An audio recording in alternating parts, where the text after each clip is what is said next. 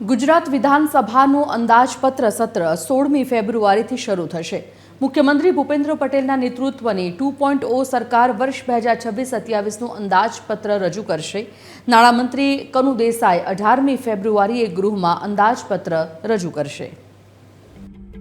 ગુજરાત વિધાનસભાનું અંદાજપત્ર સત્ર 38 દિવસનું રહેશે, જેમાં 23 દિવસ ગૃહની કાર્યવાહી થશે। આ 23 દિવસમાં 3 દિવસ દરમિયાન બે બેઠકનું આયોજન કરાશે।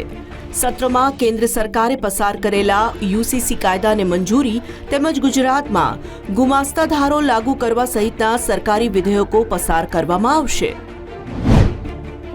વિધાનસભા ગૃહમાં કોંગ્રેસના વિપક્ષ નેતા ડોક્ટર તુષાર ચૌધરી સહિત 12 ધારાસભ્યો ઉપસ્થિત રહેશે। ગૃહમાં ખેતી, શિક્ષણ, રોજગાર તેમજ મોંઘવારી સહિત ભ્રષ્ટાચાર સહિતના મુદ્દે વિપક્ષ સરકારને ઘેરશે। વિધાનસભાની અંદર અને બહાર વિપક્ષ વિવિધ મુદ્દે હંગામો કરે તેવી પણ શક્યતા દેખાઈ રહી છે। સત્રના પ્રારંભે વિધાનસભા ગૃહમાં ઉપાધ્યક્ષ પદની ચૂંટણી યોજાશે, જેમાં ભાજપ તરફથી પૂર્ણેશ મોદી અને વિપક્ષમાંથી શૈલેષ પરમારે ઉમેદવારી કરી છે। જો કે બહુમતીના કારણે પૂર્ણેશ મોદી જ ઉપાધ્યક્ષ તરીકે ચૂંટાય તેવી શક્યતા છે। 16 તારીખથી શરૂ થનારા વિધાનસભાના બજેટ સત્રમાં મોટાભાગની કાર્યવાહી પેપરલેસ હશે। આ સિવાય પ્રથમ દિવસે ઉપાધ્યક્ષની ચૂંટણી યોજાશે। સંકુલમાં ગુર્જર અને ભારતીય સંસ્કૃતિથી સજ્જ ભીંતપત્રો આકર્ષણનું કેન્દ્ર બની રહેશે। વિધાનસભા સત્રમાં આપના ધારાસભ્યોની ભૂમિકા કેવી રહેશે તે પણ જોવાનું રહ્યું।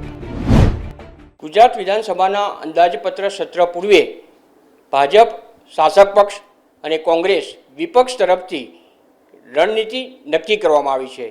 સરકાર તરફથી કેટલાક સરકારી વિધેયકો ગૃહમાં રજૂ કરવામાં આવશે। વિપક્ષ તરફથી વર્તમાન સમસ્યા ખાસ કરીને શિક્ષણ, બેરોજગારી, કૃષિ સહિતના વિષયો પર સરકારને ઘેરવા માટેનો પ્રયાસ કરવામાં આવશે। આ અગાઉ સવારે 10 કલાકે શાસક પક્ષ અને વિપક્ષની બેઠક યોજવામાં આવશે, જેમાં વિધાનસભા ગૃહમાં કરવાની કાર્યવાહી અંગે નિર્ણય કરવામાં આવશે। અરુણ શાહ, TV13 ગુજરાતી, ગાંધીનગર।